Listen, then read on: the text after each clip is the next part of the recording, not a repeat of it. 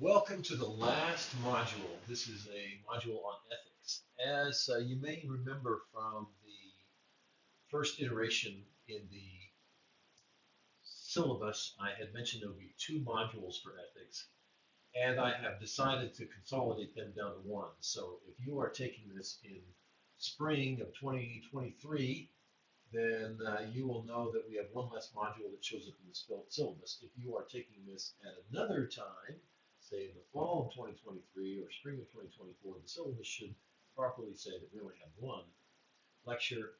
And this is going to be, what I did was I had broken it into two sections, covered some of these theories and ideas in two separate topics. But then I realized really that from a homework perspective and from a thinking perspective, it really made more sense to combine them, and that would also give you a little more time in the last week for the final timed homework assignment.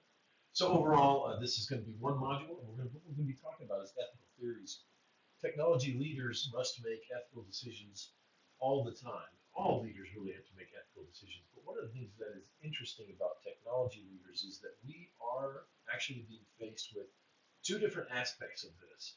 One aspect is that oftentimes we must make decisions about technology which can have massively scaled impact if we don't make the right decision. The thing about technology is not necessarily that it introduces a new ethical question.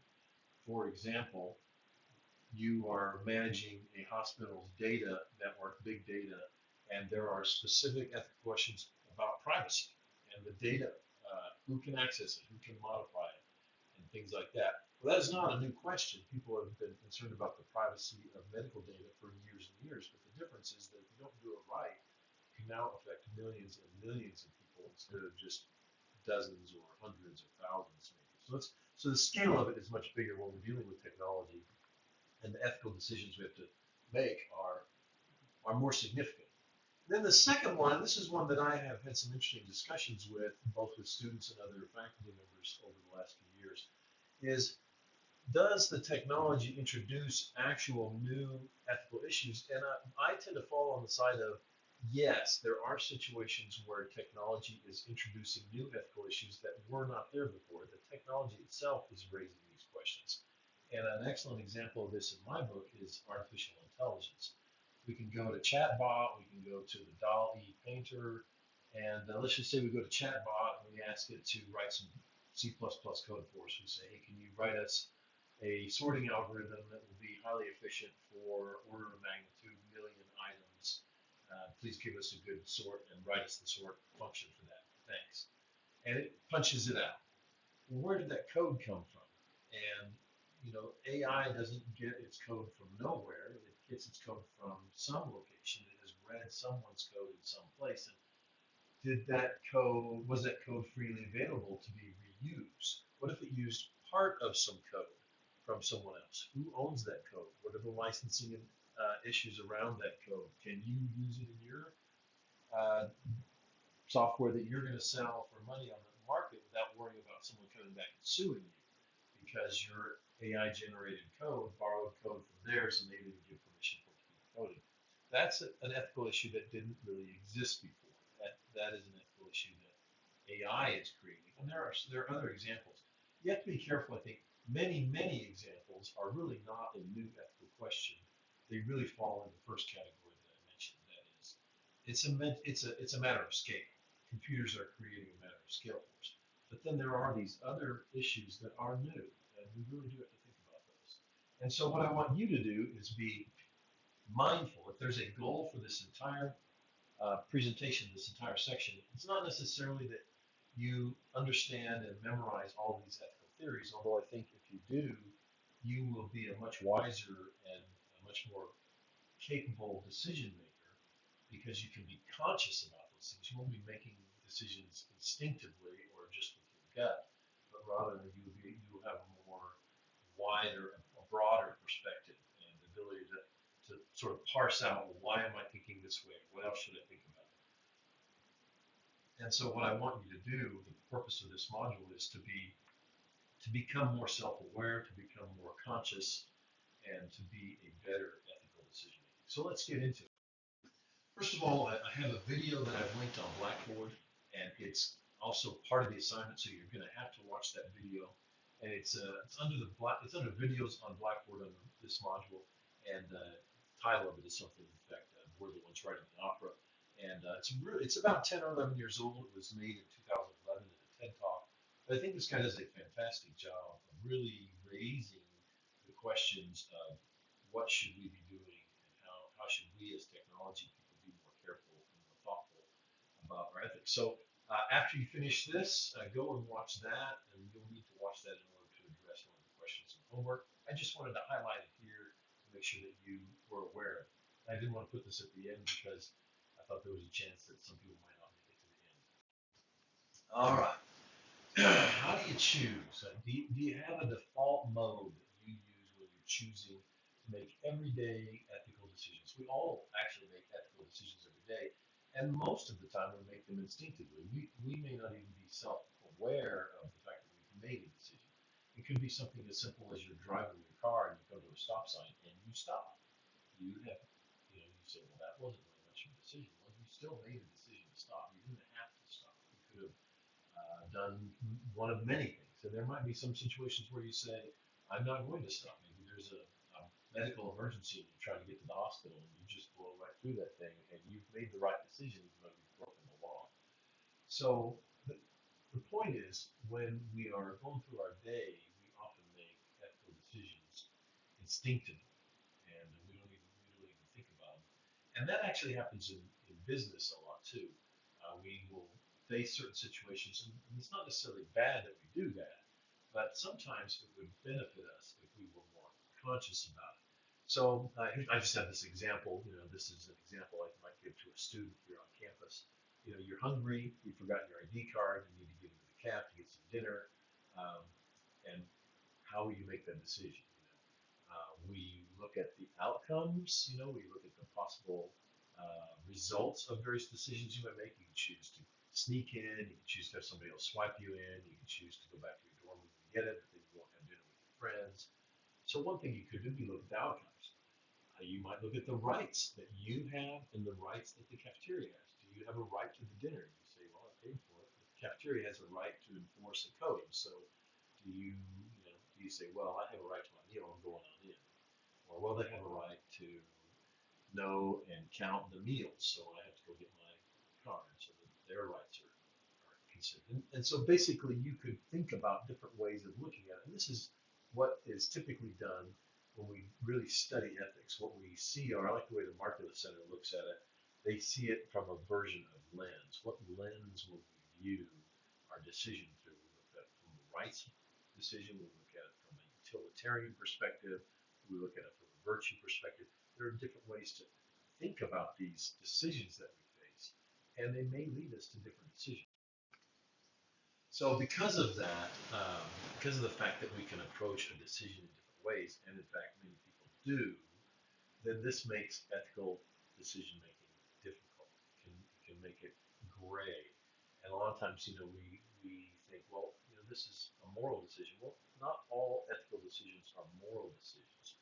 A lot of them are trying to make the best out of a number of bad or the best out of a number of good possibilities. And so you think about what are the different ways that people look at making a decision. One person says, um, I do what I do because I'm doing what's right. I have a religious moral code that I follow, and I don't break that religious moral code. Other people will look at, well, what kind of person do I want to be? This is called the virtue system. I want to be considered a good person. I want to become a better person. So I don't lie because I think lying makes me a bad person or a worse person. And so basically what system you use can lead you to different. The second reason why this is hard is because oftentimes we have to explain ourselves. And explaining yourself can be very difficult when you've made an ethical decision. Maybe from your perspective, you can say, well, it was very obvious I had to do this. But other people may not agree. And that is because we have different approaches to some of these ethical decisions. And so one of the things that can help you as a decision maker, as an ethical decision maker, as a leader in the technology area, is to give yourself some different lenses to look at the problem through. And by by looking at the same problem through different lenses, you can have a more well-rounded, a more thorough look at it. And that's what we're going to do. We're going to look at those methods. So the goal of this lecture is to be aware of the major ethical theories that are out there and learn about them and be able to then be better at making conscious choices rather than unconscious, unaware choices. I want you to have a very basic understanding. There are whole classes on ethics. In fact, I teach a course in my computer science department on ethics. And so there are whole semesters that we spend looking into these in detail today. As with most of the other modules in this particular course, we barely have time to scratch the surface. But what I want you to do is get a very good introduction to applying some of these major ethical theories, and then also understand why it's dangerous to only use a single theory. Oftentimes, if you use just one theory to make your decision, you are missing out on key aspects of the problem at hand. All right, we have 5 ethical theories we're going to look at, and which one should you use? I hate to tell you this, but there's no right answer. And I like this picture here. Which one is correct? How many sticks are there on the ground there? The one person on the left sees 4, a person on the right sees 3, and that's kind of the way ethics can be. All right, the first theory of ethics that we're going to look at is a theory called utilitarian ethics. And many people use this instinctively. I think all of us, in some way or another, will use a utilitarian approach. And what we're really saying when we say utilitarian is uh, what is the outcome? What is the potential good that will come from the decision that I might make? And what's the potential bad that will come? And all I really want to do is just maximize the good. And that sounds pretty reasonable. If I have a decision I want to make, I want to do the thing that's going to benefit the most people. You know, the old Star Trek with Spock in the Wrath of Khan, and he says the good of the many outweighs the good of the few or the one. And so he makes his decision to give his life to save the ship because even though it would benefit him to stay alive, it will be of greater benefit to the ship if he passes but everyone else lives. And so we have this idea of maximizing whatever good or utility all of our stakeholders will receive. And so who are the stakeholders? Let's define that term real quick. The stakeholders are the people who are affected by the decision or have an interest in it. And so oftentimes when we try to make an ethical decision, one of the first things we really need to do if we're going to be thorough is try to identify who are the people, who are the stakeholders, who have an interest in this. It might be a financial interest, it might be a health interest. There could be many different kinds of interests, but who has an interest in the decision we're going to make? And a guy named Bentham defined those benefits and harms in terms of pleasure and pain. Some people don't like that very much because they think of pleasure and pain more in terms of punishment and frivolous entertainments, but that's not the way Bentham really looked at them. Mill looked at the benefits in terms of the quality or intensity of the pleasure or good and bad that people would get out of it. And so what utilitarian ethics often asks us to do is to assign some kind of value to the benefit and harm that is going to result from a choice we might make. And that's one of the problems with utilitarian ethics is as soon as we get through the idea, okay, we're going to try to figure out what is the best, what are the best outcomes here, and who's going to get the most good or pleasure out of this, and who's going to suffer if we make this decision. And right away, you've got a whole nother conundrum where you're trying to figure out, well, how am I going to measure the values of benefits and cost to these people? How do I know what they really want? How do I know what is really going to be, quote, good for them or pleasurable for them versus painful? And so this becomes yet another subjective assessment that you have to make with utilitarianism. The other problem with utilitarianism, I've got it on the bottom of the slide here, I'm kind of jumping ahead on this slide, is that utilitarianism does not really take into account any kind of moral code.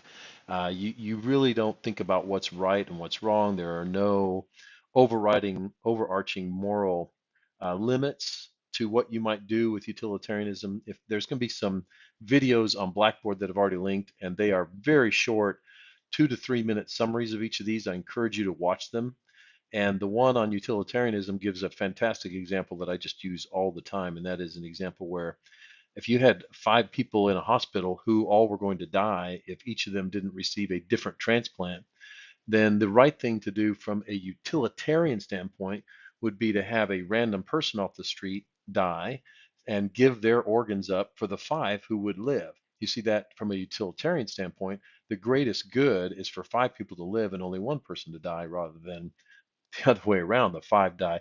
But that ignores the rights of the one who does not have to give up his organs, and it also ignores what we might think of as moral, which is it's not moral to kill someone in order to harvest their organs. And so we see that utilitarian is kind of a blind eye. It's still very useful because there are many, many ethical decisions we make which don't involve some kind of a moral breakdown or a serious violation of laws or rights.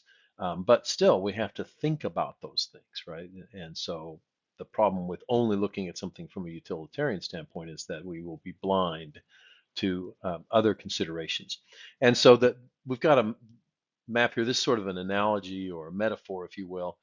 This there could be a lot of different ways to get to the top of a mountain. Here's a path that's shown going up the side of this topographic map. And what utilitarianism tries to do is it tries to find the best map, the best route to the top of the mountain or to our goal, um, the one that will give us the best outcome at the least amount of cost or pain. And certainly that's worth considering. Can't ignore it. All right, so the second theory we're going to look at is called rights, or sometimes thought of as your duty. And the goal of the rights lens or theory is that we want to that people have rights. There are things that people must be given. They must be allowed to have, and we cannot take those away from them under any circumstance. And so the rights theory can be very unforgiving. It can be very fixed in its thinking. And so sometimes what it tells us is it can help us avoid a bad decision. And as you'll see on a later slide, I hate to jump ahead, but there is the idea of the rights oftentimes is it tells us what we can't do. Um, Sometimes rights can be in conflict, and that creates a lot of interesting problems for us. And I've given the example here of we believe in America in a right to a free press and also, free speech. But then there is also a right that people have not to be harmed by false reports. And so these two can come into conflict with each other. And so we have to come up with ways to try to resolve those. So it's not always 100% clear that the rights are going to give us the correct answer. And there's also no universal set of rights. Now when I say this, I'm saying this from a 100% universal set of rights. I personally believe that around the world and cross-culturally, and I think there's been some really good research done by Haidt and others that show this to be true, that there are common moral foundations that permeate through all different times and all different societies.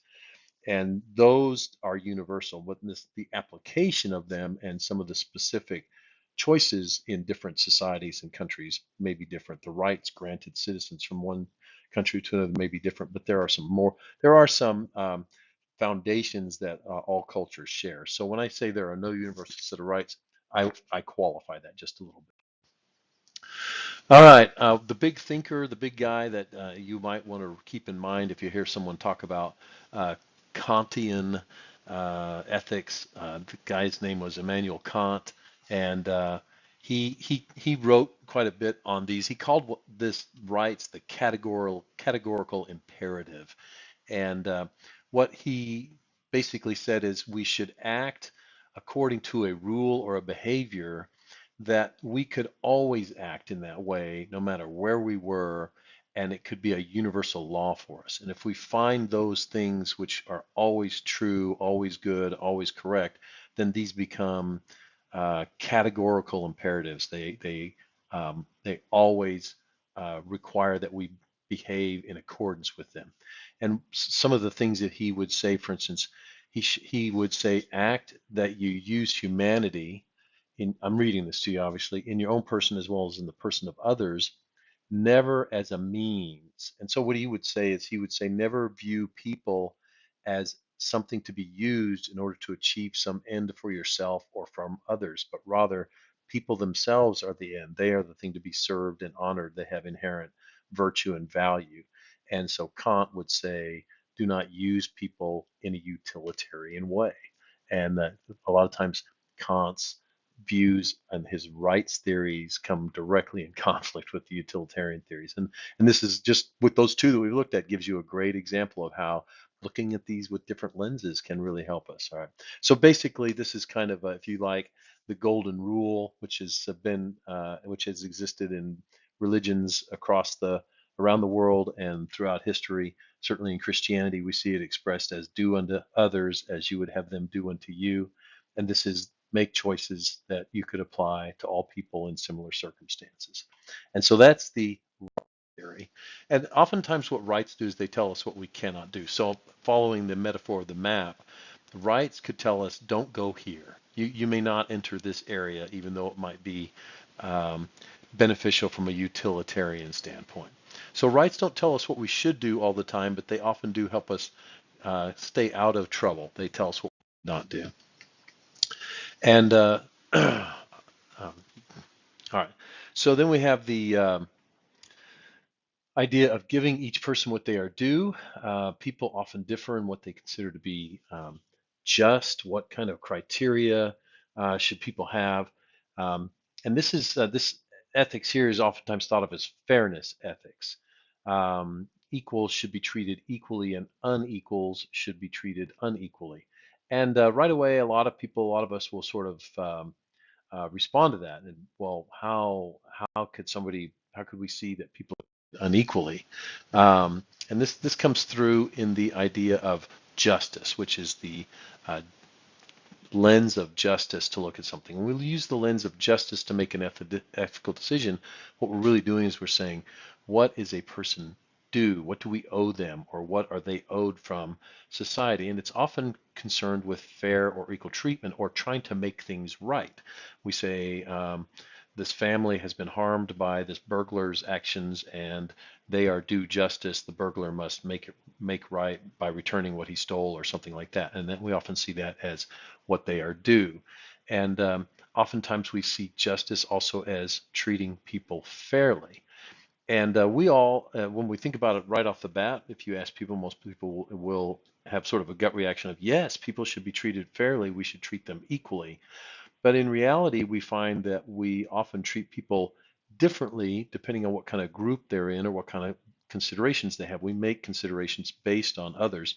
And I've given an example here of care for the elderly. We recognize that people who are much older in our society are more frail and less able to often take care of themselves or generate income for themselves or whatever. And so we find ways to treat them differently from someone who's 20. And we recognize that they have inherent ability differences, and then we try to take those into account, and we try to treat all the people who are in their 90s with one set of equal treatment, and people who are in their 20s and 30s maybe with a different set of equal treatment in terms of what kind of support we're going to give them and how we will help them survive. And so we see that the idea of justice or fairness doesn't always mean we're going to treat everybody exactly the same. And so here are some other categories that oftentimes people will use when they're justifying why we're going to treat one group different from another. I've already mentioned seniority. Sometimes we may recognize effort. We may say, if you look at how grades are assigned in a class, that's oftentimes a recognition of effort, and different grades are given to different people who put different amounts of effort out. And while we may not like it if we got a B or a C, we oftentimes are at least able to admit that, well, I didn't really have time for that. I didn't put as much effort into it as I wanted, and so it's okay that I'm being given that grade.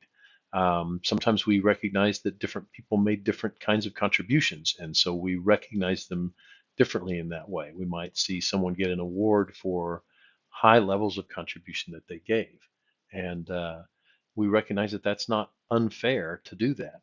And so these are just some different ways in which we may recognize people who are going to receive unequal treatment and still see that as being. All right, here's another ethical theory. This one is called the common good theory. And this is really the theory that, now I want you to key in on something here. This is the theory that says sometimes individuals within a group need to make some sacrifices for the benefit of the group. Maybe they need to give up some of what they feel they're owed in order to help everyone in the group. And what this focuses on is what is right for society as a whole, what's good for everyone, what's good for um, the entire group. But really the key here, for me, the key here is the idea of individual sacrifice for common good. This is a key element to the idea of the common good, is that we expect or anticipate that some people, or maybe all of us, will have to make some sacrifices in order to contribute to the common good. And I think that's really the necessary thing to keep in mind. I've got some examples here, like public education or public safety. We might say, I mean, simple example. I used the stop sign earlier. We expect people to make the sacrifice of stopping for a few moments and checking traffic in both directions before they take off in order to improve public safety. The sacrifice that you make is you spend 2 or 3 seconds of your day at a stop sign looking to make sure it's safe. And the benefit to society is there are fewer accidents and there's fewer pain and things like that. There's an example that I really love. It's really an economics example. It's called the tragedy of the commons. And in this example, what happens is if you have a commonly shared area, let's say that it is a commonly shared forest, and everyone wants to cut down some trees in order to have wood to burn for the winter in their fireplace. And no one owns the land there, it's commonly shared. If everyone goes out and just cuts as much as they can, then we'll destroy the forest and then nobody will be able to benefit from it in the next year. And so what we do is we say to ourselves, as a group, we're going to have everyone make some sacrifice, and the sacrifice we all make is we're going to limit the amount that we can each cut down so that we don't destroy the forest that we have, and that we'll always have some wood. Everybody will always have some wood. So we ask each member of society to limit themselves, and that way we don't destroy the common area that we have. And this is an example of the common good ethics. Good. Now, a lot of times people say um, that people spend too much time on individual and personal rights, and that kind of implies that the common good can only be reached when self-sacrifice is involved.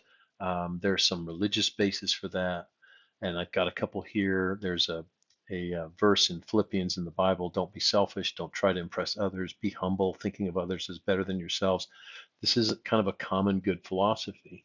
And the idea for self-sacrifice or giving up some of your things for the good of others is very common, very important in Christianity, and I know that it is also common in other religions as well. And so what we see is that common good requires some self-sacrifice, and this is the fundamental problem with common good as well. Not everyone is willing to give that self-sacrifice. Not everyone is willing to give up something in order to benefit the rest of society.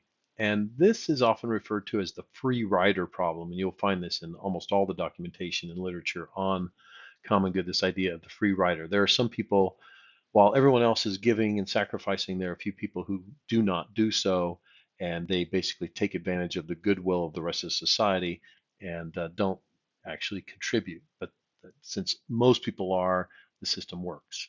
And so this is something that you want to be aware of, and we consider it not but negative to be a fighter. Okay, so here are your problems with the common good. First of all, oftentimes in Western culture, individualism is highly respected and placed above all other rights. And so that can create a lot of problems for a common good virtue system. There are other cultures around the world where societal rights or what we owe society is considered much more strongly, and their common good is much more, you might say, natural or automatic. Sometimes it's difficult to figure out exactly what the common good is, because it's not equal. Some people have to sacrifice more than others, and then there are very, very strong and differing opinions on that. And finally, some people, as we mentioned, the free riders, don't want to sacrifice at all. And so then finally, what group are we going to be looking at the common good in? Are we going to be looking between old and young, men and women? Are we going to be looking between um, felons and innocent people? What groups are? So these are four issues that create problems when we try to use the common good. Now, we're not saying we shouldn't look at the common good because of these problems, but we should keep them in mind. So far, we've looked at some theories, and we've seen that each one has sort of a problem. The problem with utilitarianism was that it was amoral. It didn't take into account laws and rights and justice. It could make decisions that we really would consider to be quite horrible, even though from a utilitarian standpoint it'd be quite good. The problem with rights was that it told us what we couldn't do, but didn't always tell us what we should do. And here we have a problem with common good in that it can be difficult to figure out what is the common good, and there are some people who don't sacrifice. And then we come to virtue ethics. And virtue ethics is really something that goes all the way back to the Greeks. It goes back to the idea of quote unquote the perfect person. And what we want when we're using virtue ethics, the lens of virtue is we're asking, how can I be the best? What decision that I make would lead me to be the best person that I could be?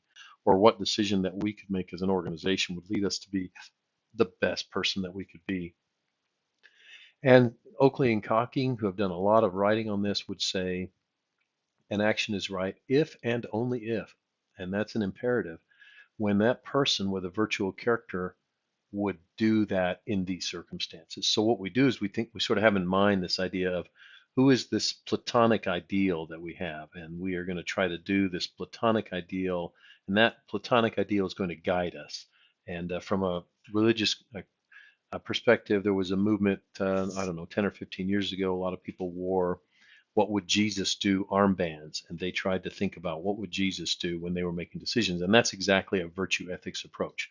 I think of Jesus as a virtuous person, and therefore I want to be like him. I want my decisions to emulate what I think he would do. And so I make decisions based on things that would cause me to become more like that. And you see a lot of times in when people are using a virtue ethics, it's not necessarily a religious thing. I gave a couple of religious examples, but you might have many, many other people who you look up to from a virtue perspective. And what you typically find are values like these listed here in color, like kindness or faithfulness or honesty, generosity. Things like this are principles, what we might think of as virtue. And so when we're making decisions from a virtue perspective, we're often making them from a standpoint of which of these things we honor. So here's a strengths and weaknesses on virtue. Um, the problem with the virtue system is not really focused on actions, but rather where you want to end up as a person. And sometimes um, that can be a little bit of a problem. Consequentialism is really dealing with what's going to come out of something. So a lot of times when we look at what am I going to become, what kind of person do I want to be, then I worry less about the outcome. Like, oh, this might, if I am honest here, that might cause me to lose money in this deal. But we choose to be honest because it's the virtue approach. And even though we don't necessarily get the outcome that we would like. And so a lot of times when people are over focused on the consequences of a decision from a standpoint of benefits, then maybe considering things from a virtue perspective can help them make a better ethical decision. Also, virtue ethics don't really focus on rules, but rather on principles and ideas. And a lot of times those are deeper and can be more broadly and readily applied in a variety of circumstances. Rules tend to be very specific, and broad principles tend to guide us better. And so that's a strength of the virtue system.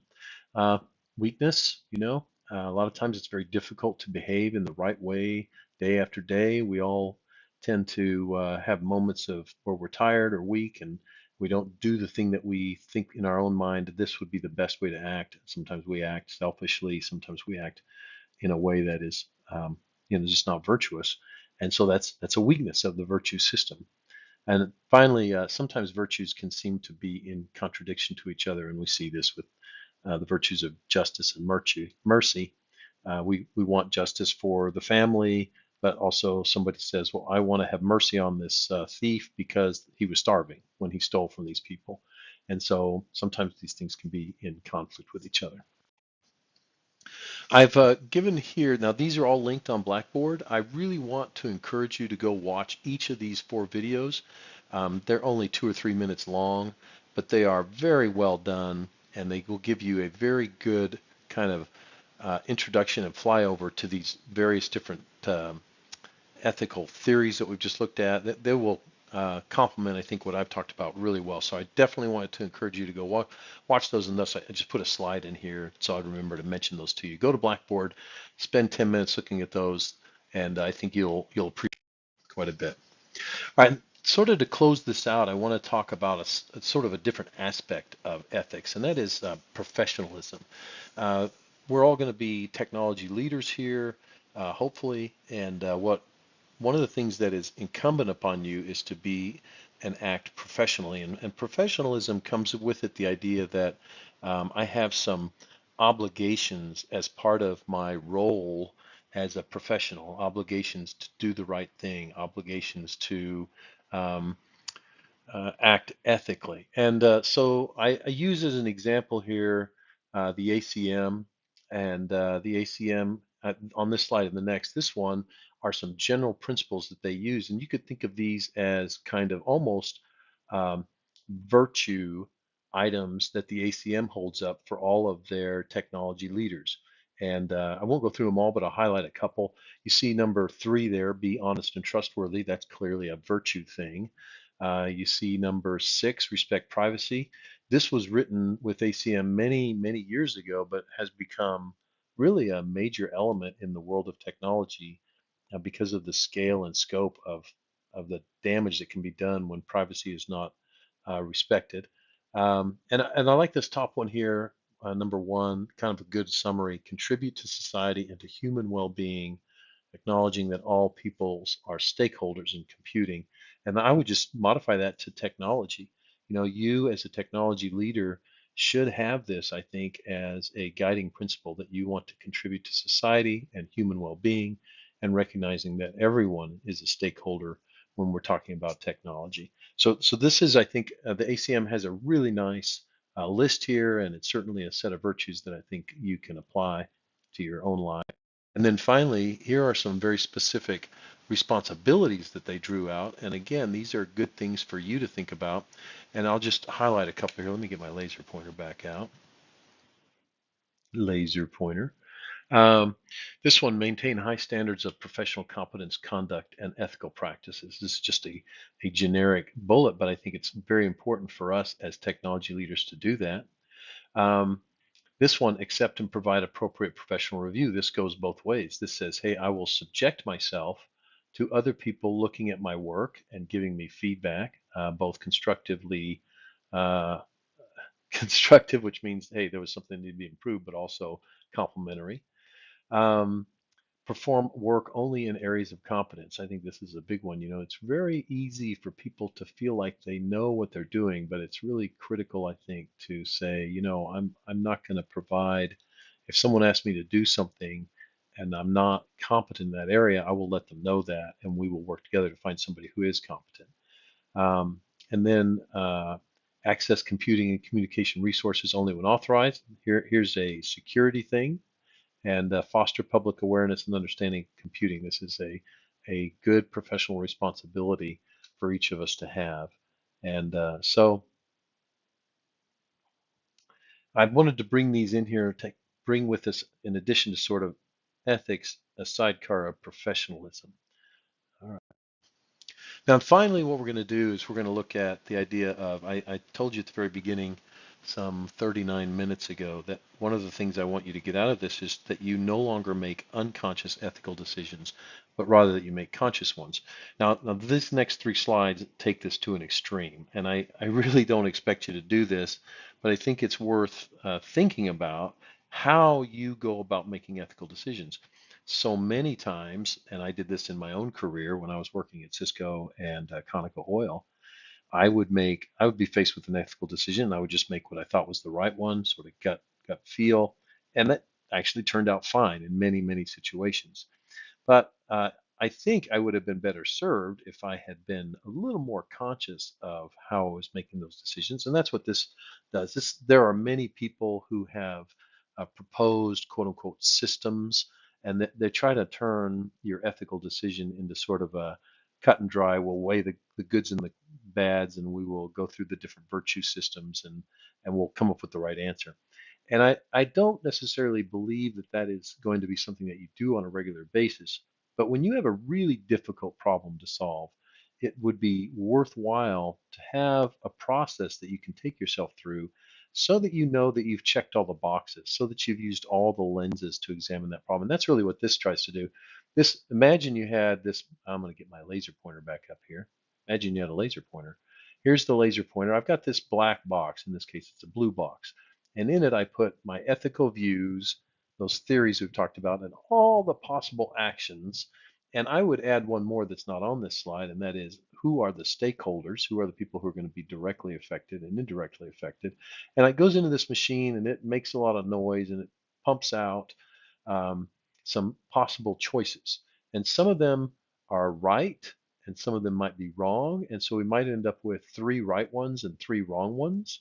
And some of them, maybe in the right category, are more right and others are less right. And then we pick the one that we think is the most right out of all of the ones that are right. And what I'm going to show you are just a couple ways to think about that. So first of all, we have this idea of an ethics machine. And what we do is we put in all of this is I think this is actually quite humorous, and I love math, so I like seeing it written this way. We have the function of A and B, where A is the possible set of actions and B are our ethical views. And that function gives us either good or right answers or bad or wrong answers for all possible actions, for all A that are a set of the set of actions, and all B that are a set of the different views that we have. And so what this is saying is, we don't have a text. Sorry, this is from an ethical text that I have, and I apologize that I left this on the slide. Um, and what this does, though, is it just says, hey, we have a machine. We're going to feed everything to it. We're going to get right and wrong answers out of it. Now, here are the steps that you might go through to use such a machine. First of all, we would recognize there are some built-in ethical dimensions of a problem. And then what we're going to try to do is we're going to try to understand the problem, document it very clearly. Then we're going to try to document the facts of it very clearly. After we have that laid out, then we're going to say who's involved, who are the stakeholders, and what are all the actions that we could possibly take. And then what we do is we apply all of these different ethical practice and views. We measure, okay, how does this work from a virtue perspective? How does this work from a rights perspective? What does the utilitarian view tell me I should do here? And we put it all together and we assess the total ethical impact of a decision, and we're able to make the right decision. And so this is kind of a machine. Um, this is a simpler version.